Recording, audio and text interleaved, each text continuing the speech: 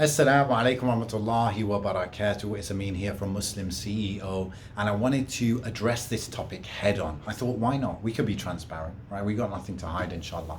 And that is about the issue of selling online courses, specifically business training courses, right? Now, a lot of people find this sometimes distasteful. Sometimes they don't feel that it's actually true. They feel like there's a lot of lies involved. And I'll be the first one to tell you that some people that do that, they actually are lying sometimes. And the reasons for that I'll cover inshallah in this video. But firstly, why even teach, business strategies, tactics, marketing tactics? Why even teach that?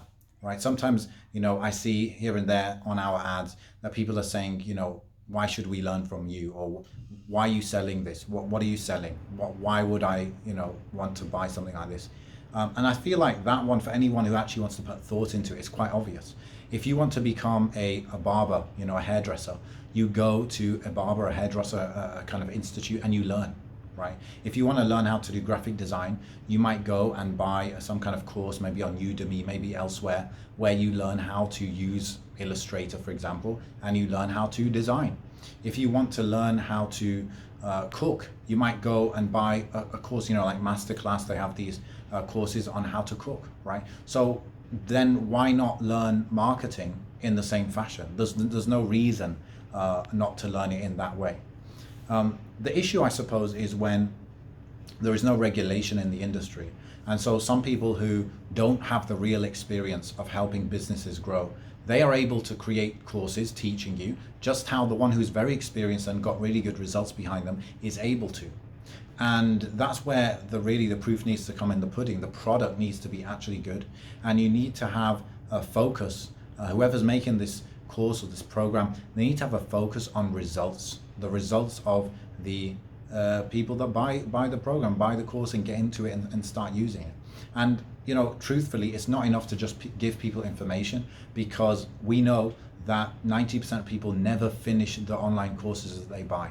Now, obviously, most of that is on them. Are they motivated enough to take advantage of the fact they've got access to this, these huge shortcuts, and they're borrowing this expert's experience that they might have built up for 10, 20 years of working in an industry. They're borrowing that and they're getting access to that just like that, instead of spending 10, 20 years building it up, right? Instead of wasting their time and frustration through trial and error. So definitely a lot of it is on you to, if you get into one of these kind of programs, is to really go through the content and implement it, right? Nobody's gonna make you and force you to implement it. You have to kind of do that yourself. However, on the program creator, it's on them really to do what they can and have at least some focus, some significant focus on getting results for the students. And that's where some people definitely go astray, and they focus just on bringing new students in, and they create this program and they kind of just forget it, and they don't monitor if their students are getting results or not. So that's something that really sets people apart. And now the third thing I wanted to mention on this topic is that the dilemma that anybody selling such a program, any program related to business success or making money online, they have an issue. The issue is that they might be very honest and very upfront and say, look, to build a business, it's going to take you at least 2 years. 2 years, and you're going to have to work on it, say, at least 20 hours a week for 2 years, and then you might start seeing results. And even then, you might fail. If you go out there with that message, unfortunately, it's really not going to resonate, because most people are looking for quick results there. And because of the other people out there who are promising extremely rapid and frankly unrealistic results, they're not going to see that honest kind of approach to be attractive, right? Like, make $10,000 in the next 10 days versus make $10,000 maybe in the next 10 months. Like, which one are they going to go for? Most people, they're not that discerning, and so they're going to go for the whatever's quicker, whatever sounds easier. And unfortunately, that sometimes takes them to the wrong person, to learn from the wrong person. So the dilemma that anybody doing some kind of training like this has is that, what do? Do they hype it up? Do they make it sound easier than it actually is? Do they make people feel like it's going to be painful, it's going to be hard, it's going to take so much of your time and effort?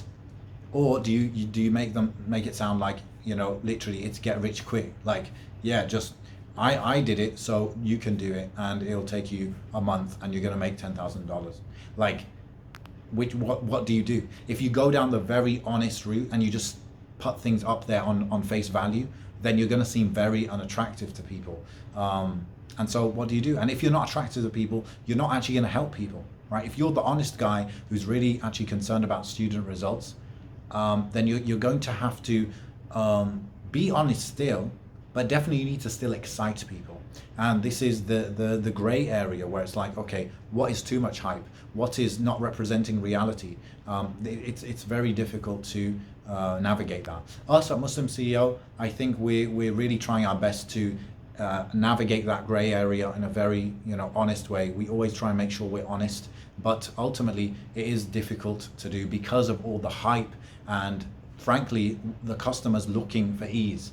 And we know that if we tell you it's hard, you won't buy, and if you don't buy, you won't get our help. If you don't get our help, you're less likely to succeed. And ultimately we want Muslims to succeed in building their organizations, building out their businesses, and having success.